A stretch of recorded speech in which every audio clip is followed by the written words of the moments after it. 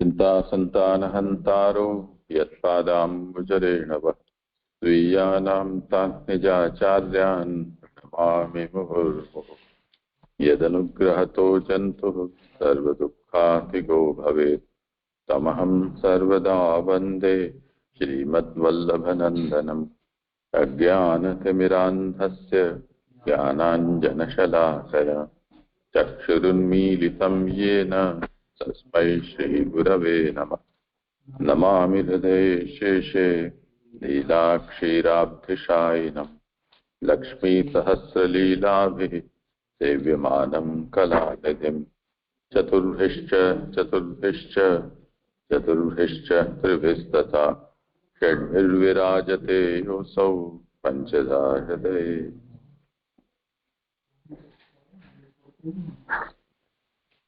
चलो श्यामू,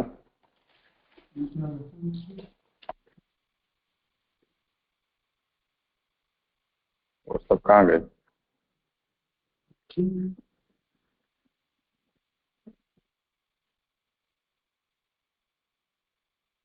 सर्वकर्माण्यपि सदा कुर्वाणो मद्व्यापाश्रय मत्प्रसादात् अवाप्नोति शाश्वतं पदमव्ययम्। इसमें थोड़ी अशुद्धि है। सर्वकर्माण्यपि सदा कुर्वाणो मद व्या नहीं, व्यपाश्रय मत्प्रसादात् अवाप्नोति शाश्वतं पदमव्ययम्। 56वां श्लोक। मेरा आश्रय रखकर सदा सभी कर्म करने वाला भी मेरे प्रसाद से शाश्वत अव्यय पद प्राप्त करता है। विवेचन। कर्म में कर्तृत्व का अभिमान तथा उसके फल की आकांक्षा रखे बिना मात्र मुझ भगवान का ही आश्रय रखकर अर्थात अंतर्यामी भगवान ही प्रेरणा करते हैं, उनकी इच्छा से किया हुआ कर्म बंधन नहीं होता। इस प्रकार मुझ भगवान का ही आश्रय रखकर जो भगवान मार्गीय पुरुष स्वकीय धर्म रूप लौकिक वैदिक सभी कर्म करता है, वह भी मेरी कृपा से अक्षर ब्रह्म रूपी नित्य अव्यय पद प्राप्त करता है। यहाँ मूल श्लोक में अवाप्नोति शब्द है, उसमें औसर्ग है। उसका भावार्थ यह है कि भक्ति से श्री पुरुषोत्तम का यथार्थ ज्ञान प्राप्त करने पर तो श्री पुरुषोत्तम का सायुज्य प्राप्त होता है, परंतु ऐसा न करके मात्र मेरा आश्रय रखकर जो कर्म करता है उसे अक्षर ब्रह्म रूपी अव्यय शाश्वत पद प्राप्त होता है।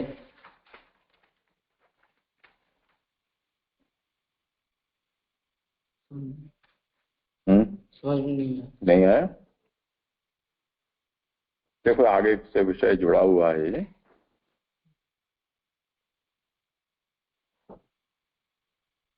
चौवनवें श्लोक में ब्रह्मभूत प्रसन्नात्मा न शोचति न कांक्षति समस्त सर्वेषु भूतेषु मद्भक्तिम लभते पराम। यहाँ आ जाओ शिवम, खाली है।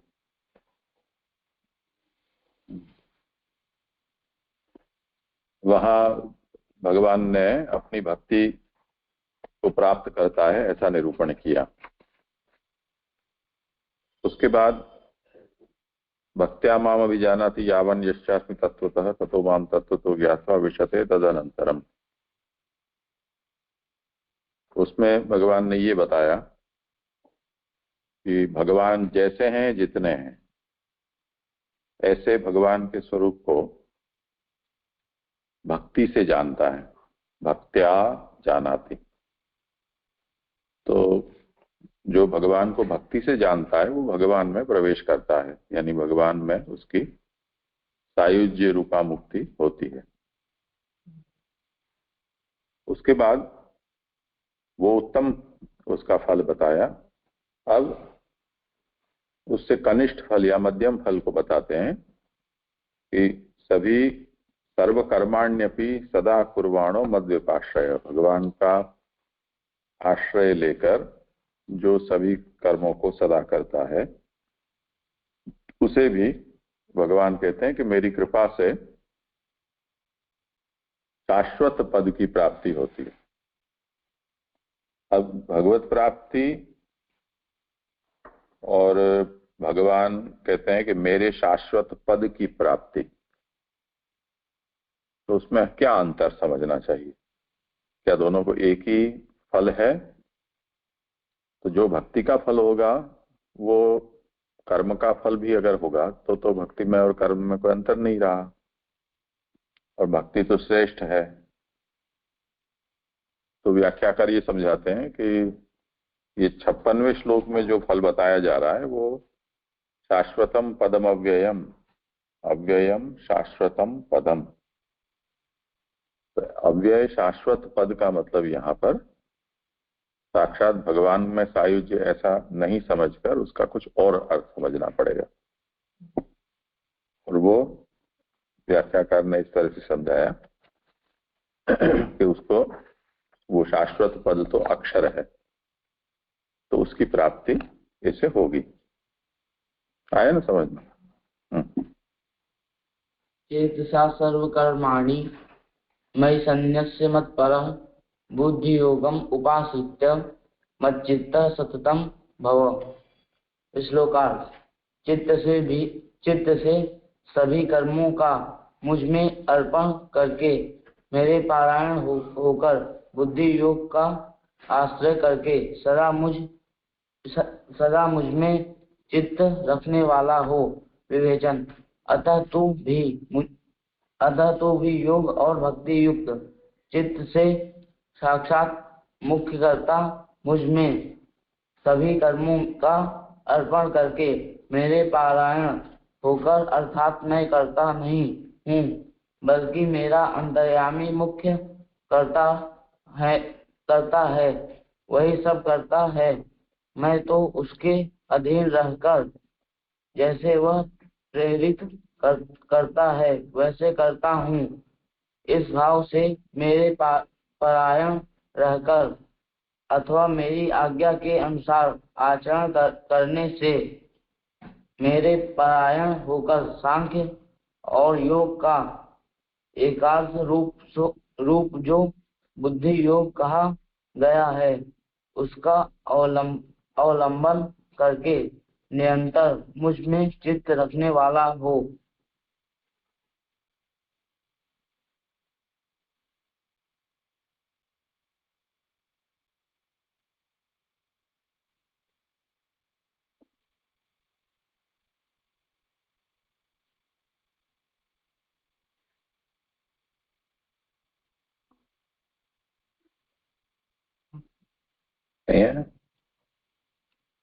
चेतसा सर्वकर्माणि मयि सन्न्यस्य,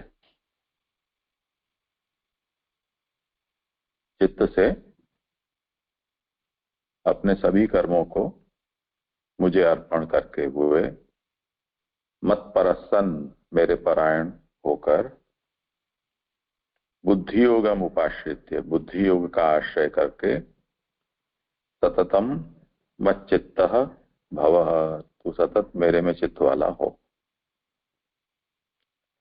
अब आगे जो फल बताए, एक को ये बताया कि सभी कर्मों को मेरे अर्पण करते हुए तू कर्मों को करेगा तो मेरे शाश्वत पद को प्राप्त होगा, और भक्ति योग से साक्षात भगवान का सायुज्य होगा। ये फल की उत्तमता बताई। अब उसके बाद इस क्षण ये युद्ध भूमि में जब अर्जुन रथ में है तो कहां से शुरू करें, क्या करें इस समय, ये प्रश्न होगा ना, क्योंकि और सब बातें तो लंबी लंबी हैं, जब होंगी तब होंगी, अभी क्या करना। तो वो अब भगवान यहां से उनको समझा रहे हैं। अब क्योंकि ग्रंथ उपदेश यहाँ संपन्न होने पर है तो आगे जितनी भी बात कही गई हैं उन बातों को ध्यान में रखते हुए अर्जुन के लिए इस समय क्या कर्तव्य है वो अब उनको समझा देना चाहिए। ज्यादा बाट नहीं दे सकते हैं, तो भगवान ये कह रहे हैं कि कर्मों तो को करना ही है, जो भी कर्म तुम्हारे सामने आएंगे उन कर्मों को तो करना ही है।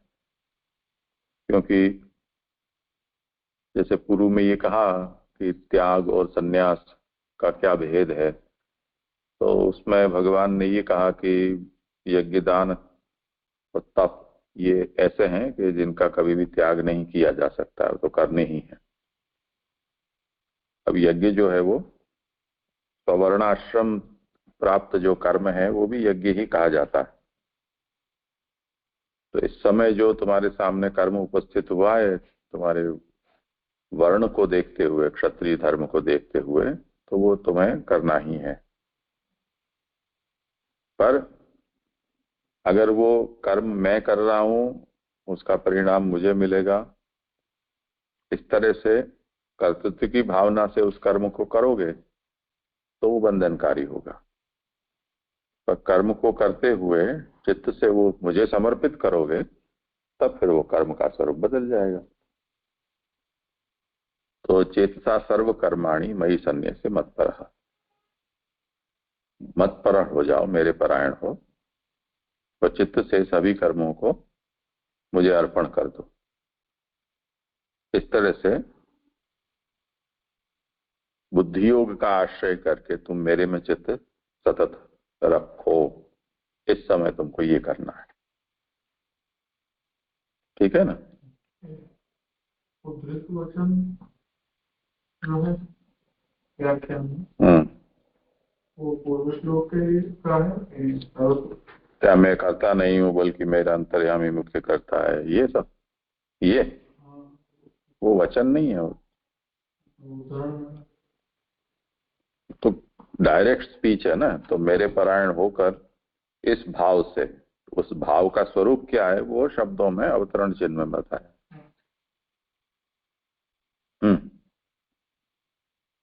मच्चित्त सर्वदुर्गाणि मत प्रसादात तरिष्यसि अथ चेत त्वम् अहंकारात् न श्रोष्यसि विनश्यसि। श्लोकार्थ। मुझमें चित्त वाला होकर तू सभी संकटों से मेरे प्रसाद से तर जाएगा, परंतु अहंकार के कारण तू मेरी बात नहीं सुनेगा। तुम तो विनाश को प्राप्त होगा। विवेचन। भगवान में चित्त रखने से क्या होगा यह बताते हैं। मुझ में तू चित्त रखेगा तो सभी संकटों से तर जाएगा, परंतु कर्म करने से उनका फल अवश्य भोगना ही पड़ेगा। इसलिए कर्म करना उचित नहीं है। ऐसा विचार कर अहंकार से मेरे इस उपदेश को नहीं सुनेगा तो तेरा प्राकृत जीव की भांति नाश होगा।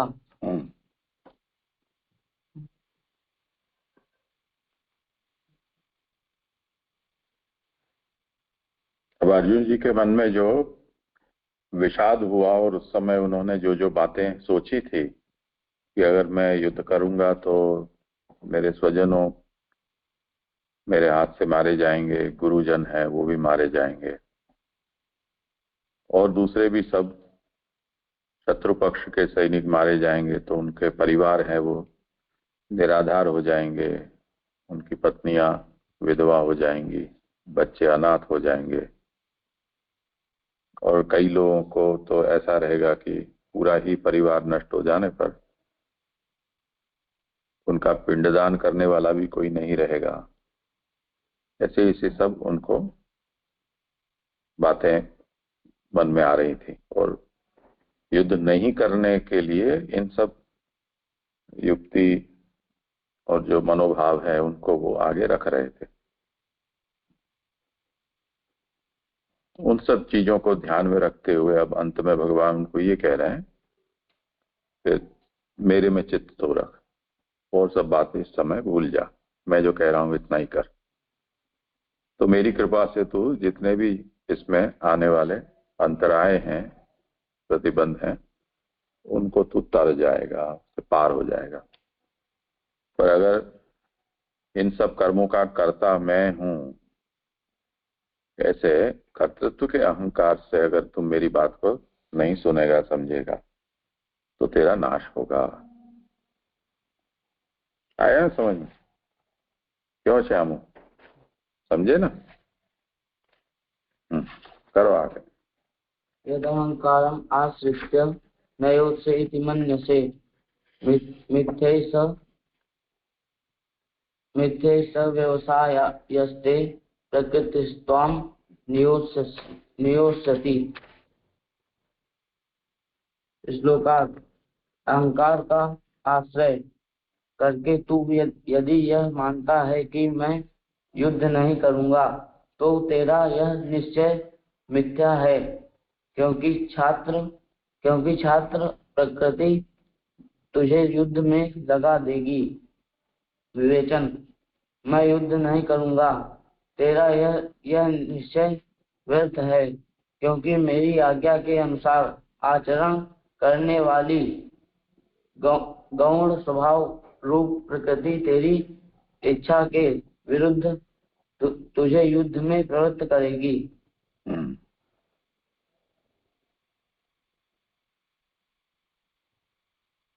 मतलब अर्जुन जी कह रहे हैं कि मैं युद्ध नहीं करूंगा कृष्ण जी से, तेरा यह निश्चय व्यर्थ है।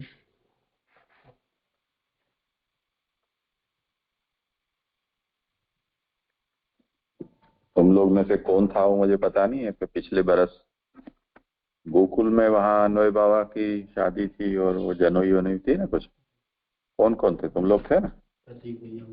हाँ, प्रतीक, हिमांशु, दीपक भी था शायद। हाँ, कोई थे। तो उसकी वो बारात निकली गाजे बाजे के साथ। तो फिर सब लोग, माहौल तो अच्छा था, नाच सकते हैं ऐसा। मैंने इन लोगों को कहा कि थोड़े ठुमका तुम भी लगा लो, तो शर्मा कर मना करने लगे। यदहंकारमाश्रित्य नयोत्से इति मन्यसे। नहीं, हम नहीं नाचेंगे, नहीं। कोई यहाँ जाए, कोई वहां जाए, छुपे। वो बज ऐसा रहा था धूम धड़ाक कि मन में तो सब नाचने के लिए थी, नचन उठ रही थी। बस दो चार बार कोई और कह दे कि नाचो नाचो नाचो, बस इतनी बात देख रहे थे। और जैसे ही उत्साह बढ़ाया तो सबके सब लाज शर्म छोड़ के और नाचने लगे। तो बहुत सी बातें ऐसी होती हैं कि हमारी जो स्वभाव में वो होता ही है, वो अनुकूल वातावरण या ऐसा उत्साह दिलाने वाला कोई चाहिए। तो शिवम ऐसा हुआ कि सबरे नाचने लगे।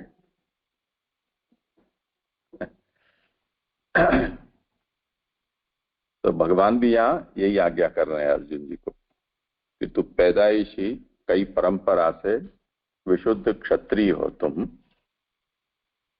और ये जो जितना भी वर्ण है उसका विभाग मैंने उन गुण कर्मों के अनुसार ही किया है। तो तुम तो कई पीढ़ियों से तुम्हारे यहाँ क्षत्रियों की परंपरा चली आ रही है, उसमें तुम पैदा हुए हो।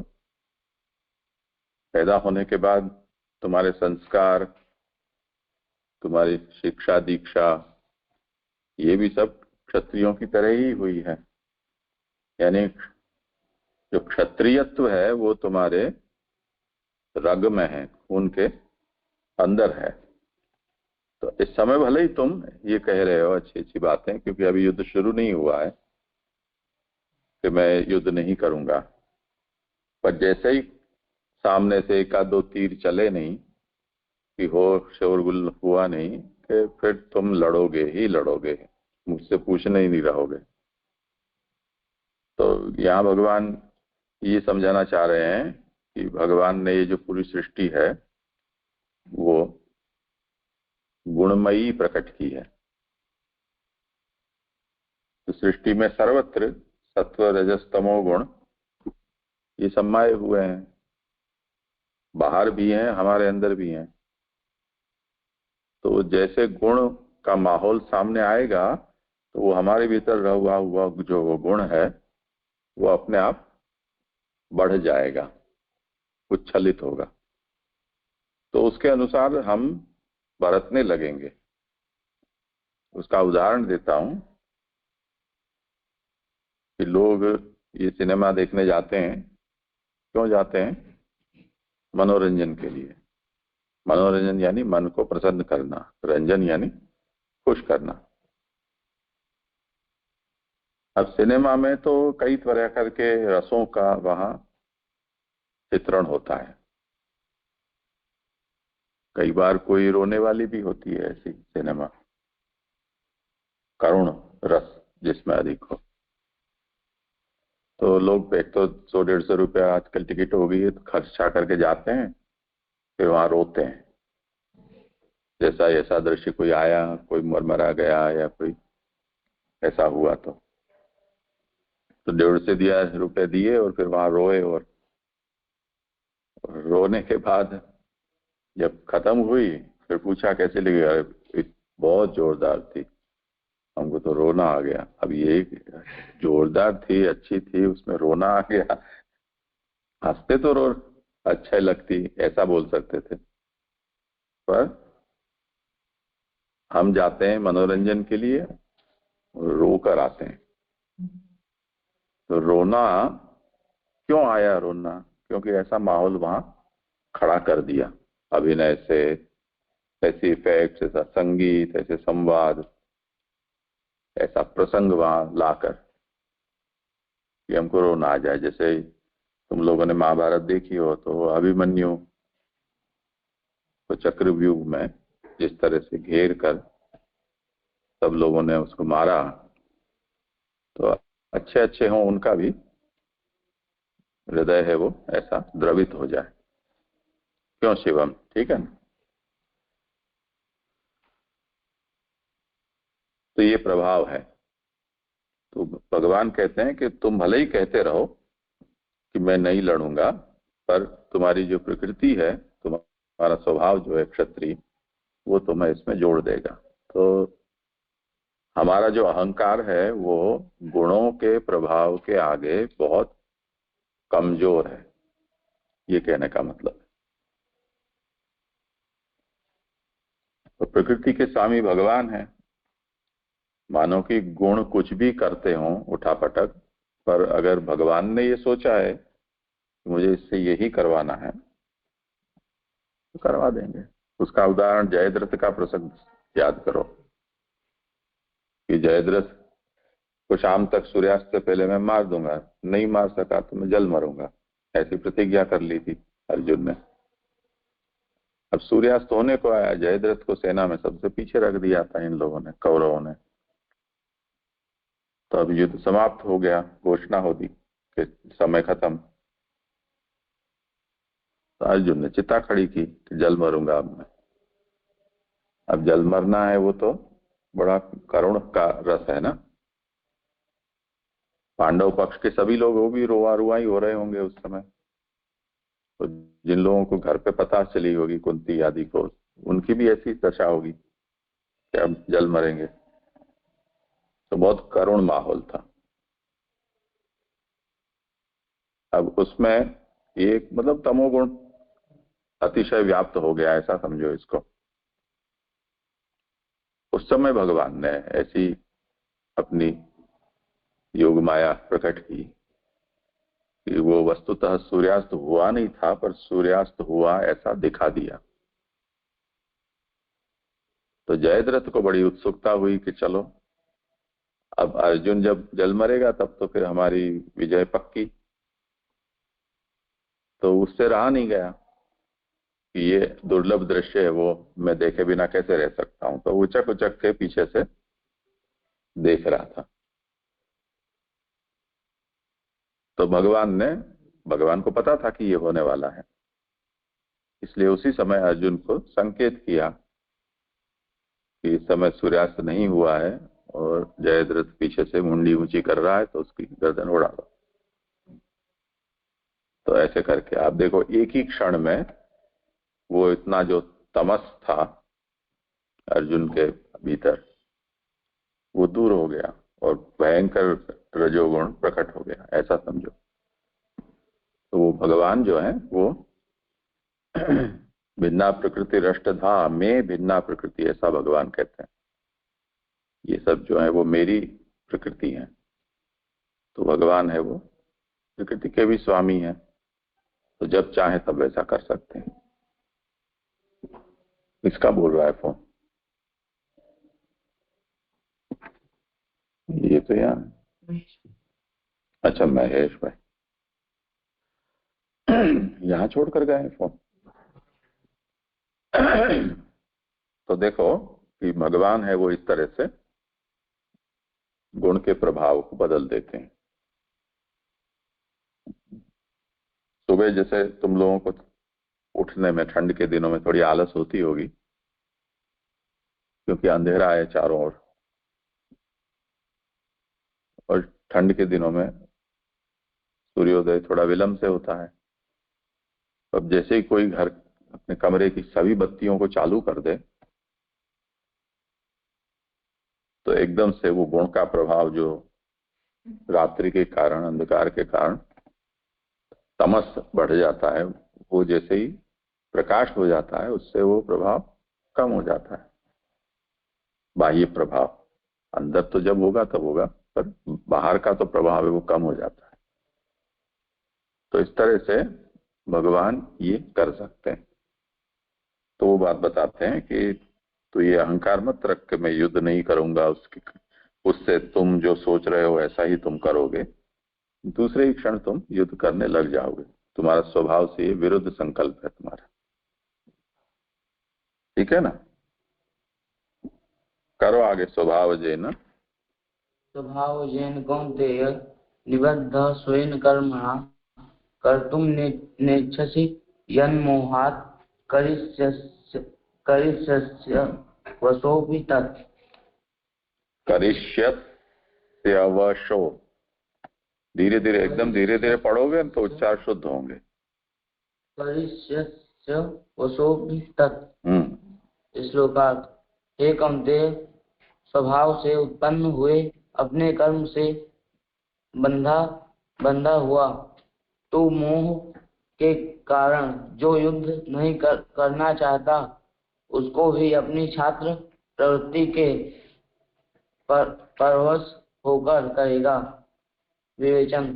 पिछले श्लोक 59 में कहे गए अर्थ की ही उत्पत्ति कहते हैं। प्रकृति से उत्पन्न हुए स्वभाव से उत्पन्न कर्म से तू बंधा हुआ होने से तेरी इच्छा हो या न हो, प्रकृति के परवश होकर तुझे युद्ध करना ही पड़ेगा। मोह के कारण युद्ध न करने की तेरी इच्छा के बावजूद भी प्रकृति के परवश होकर तू युद्ध करेगा। करेगा ही, बोल दो ही, करेगा ही। हाँ।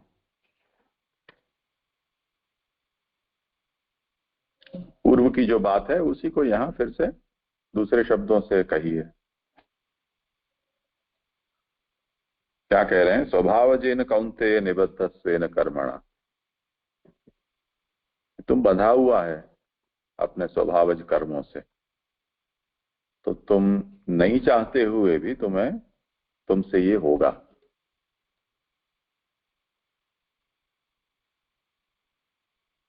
अवशोपि यानी तुम ऐसा सोचते हो कि नहीं मैं ये नहीं कर सकता हूं, या ये सोचते हो कि नहीं ये मैं करूंगा ही, पर जो गुणों के आगे तुम्हारी कुछ चलेगी नहीं, स्वभाव के आगे तुम्हारी कुछ नहीं चलेगी।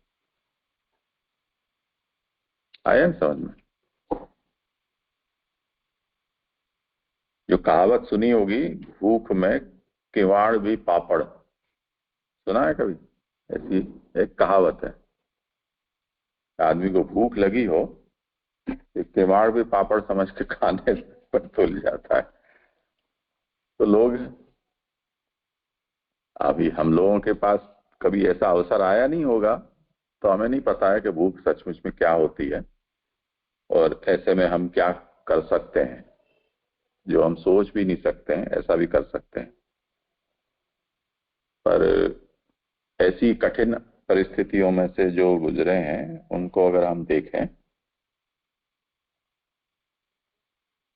तो वो कुछ भी कर सकते हैं। भूखा आदमी, बुभुक्षितो किन न करोति पापम। सच्चा झूठा पता नहीं, वो वाल्मीकि जी का भी ऐसा ही प्रसंग है ना। परिवार को पालने के लिए वो यात्रियों को लूटते थे। उन्होंने पूछा कि भाई तुम मुझे लूट तो लोगे, पर जिनके लिए तुम ये सब कर्म कर रहे हो, क्या वो तुम्हारे इस दुष्कर्म के फल के भागी बनेंगे? पूछ कराओ। जब वो परिवार वालों को पूछने गए, मैं तुम्हारे लिए चोरी करता हूँ, हत्या करता हूँ, डाके डालता हूँ, ये सब पाप है, क्या वो पाप तुम बांटोगे मेरे से? जैसे खाना बांटते हो, पैसे बांटते हो, पाप में भी हिस्सा लोगे तुम? तो ये तो तुम्हारा फर्ज है। तुम मुझे ब्याह के लाए हो, आपने हमको पैदा किया है, तो ये तो आपका कर्तव्य है। तो आपके पास आप हमको जो लाकर देते हो वो तो उसका हम भोग करेंगे, पर उस कैसे लाते हो और उसके कारण जो पाप होगा उसमें हम क्यों हिस्सेदार बने? ऐसा उनको उत्तर दिया। तो कुछ बातें ऐसी होती हैं कि जिसमें हमारी कुछ नहीं चलती है। यहाँ पर जो आज्ञा करते हैं कि स्वभावजेन कौन्तेय अवशोपितत् करिष्यसि अवशोपितत्। अब उनको भी, वाल्मीकि जी को भी उस परिस्थिति में उनके पास दूसरा कोई उपाय नहीं था। तो हो सकता है कि वो दूसरा उपाय होता तो ऐसा दुष्कर्म न करते। तो परिस्थिति उनके वश में नहीं है, तो उनको ये करना पड़ रहा था। तो भगवान ऐसा कहते हैं कि अभी तुम अच्छी अच्छी सब बातें मुझे कह रहे हो, पर तुम अपने स्वभाव के आगे ऐसा समझो कि शरणागत हो जाओगे, और तुम्हारा स्वभाव फिर जो करेगा करवाएगा वही तुम करोगे। और कुछ अभी जो तुम अच्छी अच्छी बातें कर रहे हो वो सब तुमको कुछ भी याद नहीं रहेगी। ये तात्पर्य। ठीक है, करो आगे। ईश्वर सर्वभूतानां हृद्देशे अर्जुन तिष्ठति भ्रामयन् सर्वभूतानि यंत्रारूढ़ान् माया।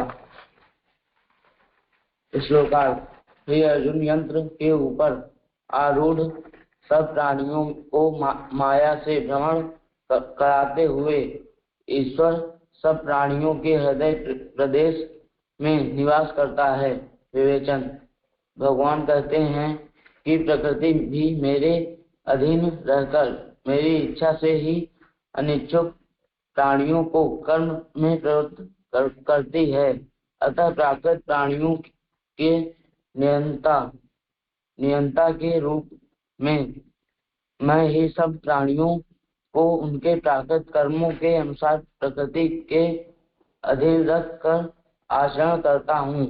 सबका नियंता रूप ईश्वर वासुदेव मैं ही अपनी लीला के लिए उच्च और निम्न योनियों में सृजन कर प्रकृति के साथ संश्लिष्ट संबंध ब्रह्मा से तृण पर्यंत सभी प्राणियों के हृदय प्रदेश में रहता हूँ।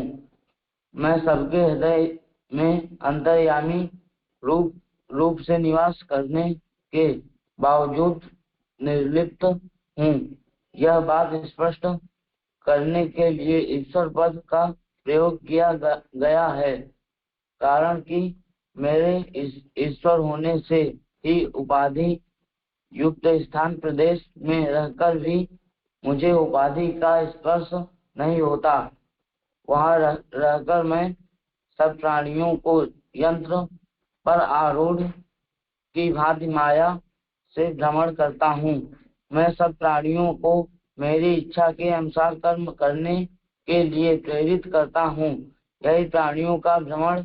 यहाँ प्रत्येक प्राणी के देह, इंद्रिय आदि यंत्र हैं। प्रत्येक प्राणी में रहे हुए गुणों के अनुसार उनकी प्रवृत्ति कराता हुआ मैं उनके हृदय में रहता हूँ। जैसे सूत्रधार काष्ठ यंत्र पर आरूढ़ कृत्रिम प्राणियों को घुमाता है, वैसे मैं शरीर रूपी यंत्र पर आरूढ़ सब प्राणियों को माया से भ्रमण कराता हुआ उनके हृदय में निवास करता हूँ। इस श्लोक की व्याख्या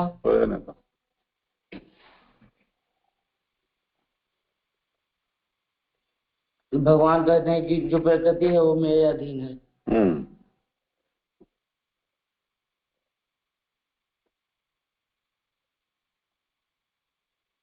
जिसकी मतलब इच्छा नहीं होती तो उसको भगवान मतलब करवाते हैं। मतलब क्या करवाते हैं? अनिच्छुक प्राणियों को कर्म में प्रवृत्त कराती है।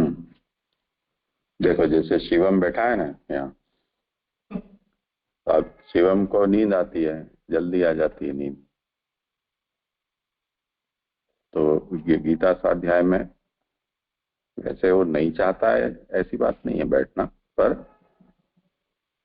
इसकी प्रकृति इसको इस समय सुलाने के लिए जुटी हुई है किसी तरह से, कि इसको लोरी गा के और सुना रही है।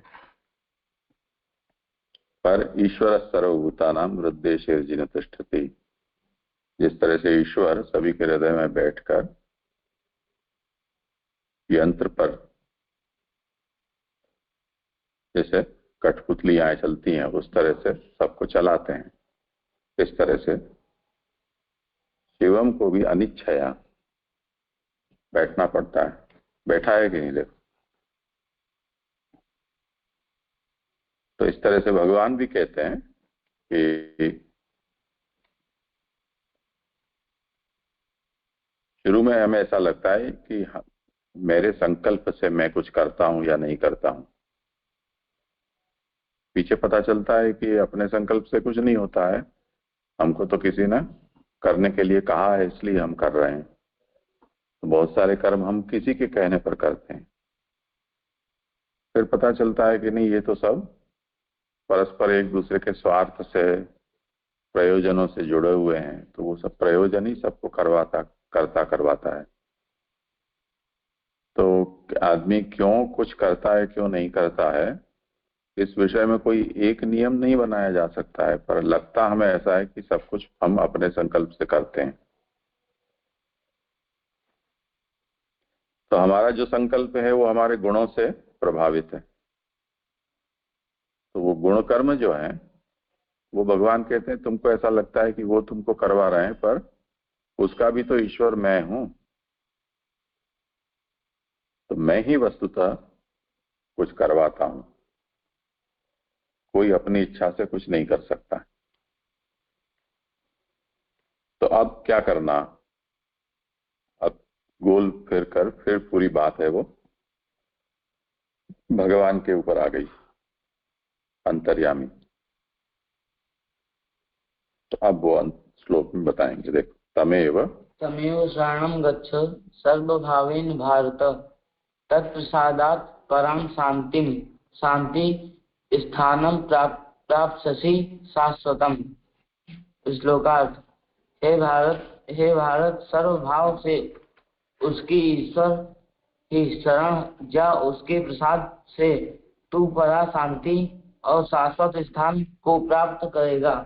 विवेचन।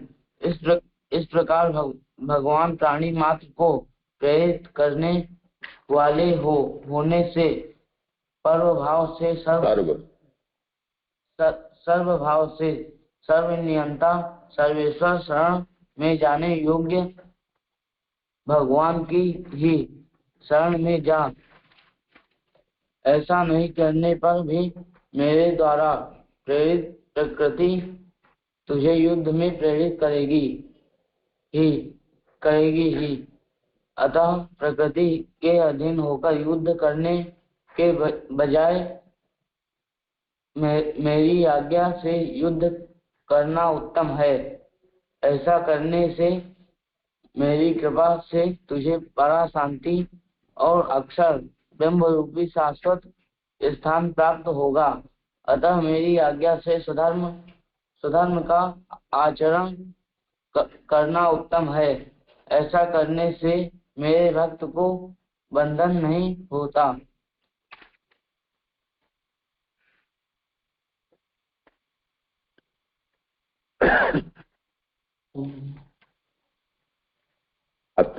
पिछली बार में क्या निर्णय हुआ कि जो कुछ भी कराने वाला है वो अंतर्यामी भगवान है, न तो अहंकार, न हमारी आत्मा, न प्रकृति या गुण, कोई भी करने कराने वाले नहीं है। अंत में भगवान ही सब कुछ करने कराने वाले हैं। तो अब हमें जब किसी कर्म के विषय में संशय हो जाता है, जैसे अर्जुन को हो रहा है, तो भगवान कहते हैं कि अब जो कराने वाला है उसकी शरण में जाओ, वही तुम्हारा समाधान करेगा। समझे ना?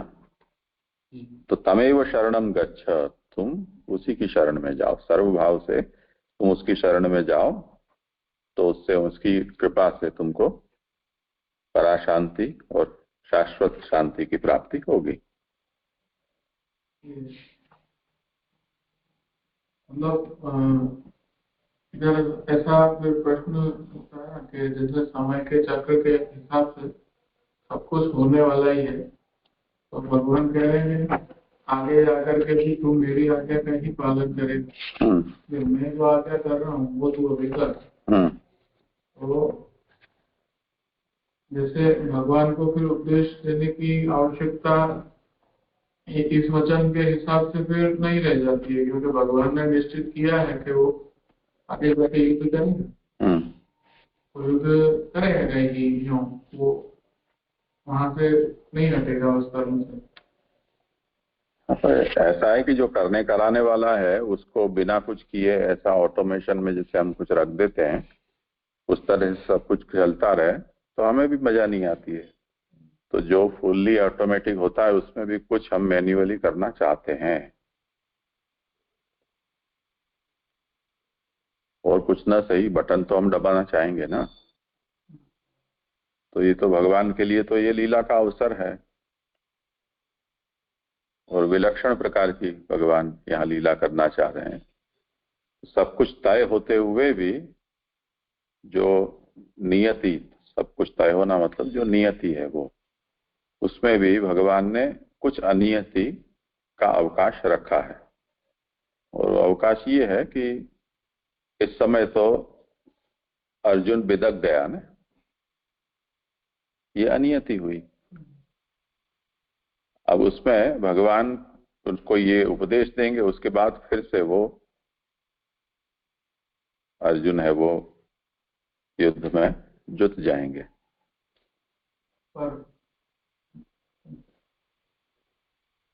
हाँ, मतलब अगर इसको इस प्रकार से सोचें कि ऐसी अवस्था होती है जैसे हमारे घर में ही किसी का ऐसा दुखद परिस्थिति आती है और कोई उस दुख से आवृत हो जाता है, तो उसको परिवार के हर एक व्यक्ति उसको सांत्वना देने का प्रयास करते हैं और व्यक्ति उसके समय से शांत भी हो जाता है। उसी प्रकार यहाँ पे भी अर्जुन को इस प्रकार का विषाद हुआ था और अन्य भी उनके जो भ्राता भीम इत्यादि जो युद्ध में प्रवृत्त हुए थे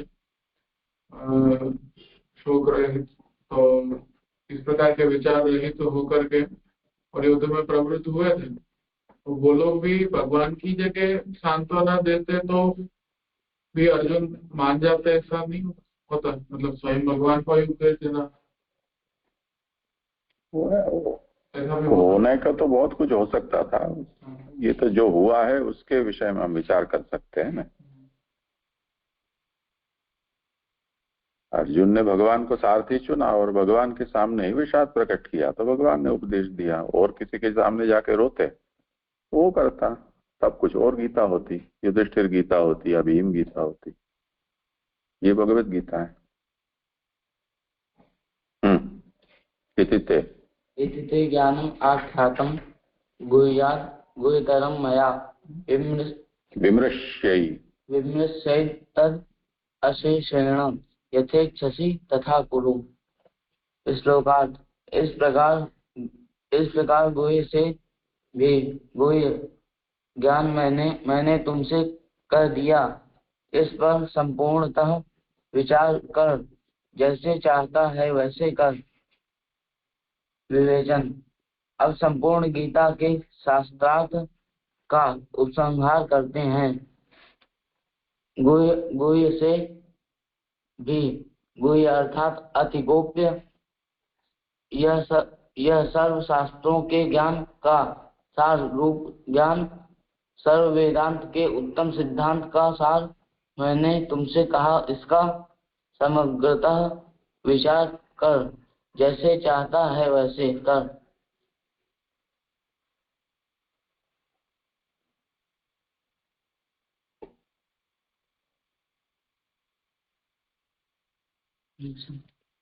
अभी तक भगवान ने सब बात समझाई। समझाने के बाद अर्जुन को भगवान ने कहा कि मुझे जो कहना था वो अब मैं कह चुका, उसके आधार पर उसको सोच समझ कर अब तुमको जो करना हो सो तुम कर सकते हो।